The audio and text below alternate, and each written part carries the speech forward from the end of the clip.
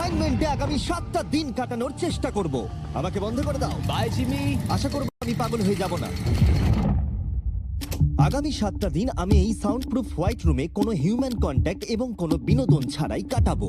এবং যেহেতু এটা সাইকোলজিক্যালি খুব ডেঞ্জারাস, তাই এই রুমের বাইরে একজন ডাক্তার আমাকে সবসময় লক্ষ্য রাখছে যাতে আমি পাগল না হয়ে যাই। আমি সাইকো হসপিটালে বিগত 23 বছর ধরে কাজ করছি, আর এটা আমার জীবনে দেখা সবচেয়ে মারাত্মক একটা জিনিস। কেউ যদি 50 ঘন্টার বেশি এই হোয়াইট রুমে কাটায় তাহলে তার পার্মানেন্টলি সাইকোলজিক্যাল ড্যামেজ হতে আর পারে। আমাকে এখানে কাটাতে হবে 168 ঘন্টা। খুব সম্ভাবনা আছে এখানে থাকতে থাকতে আমি পাগল হয়ে যেতে পারি, ডাক্তারি পরিভাষায় যাকে বলে সাইকোসিস।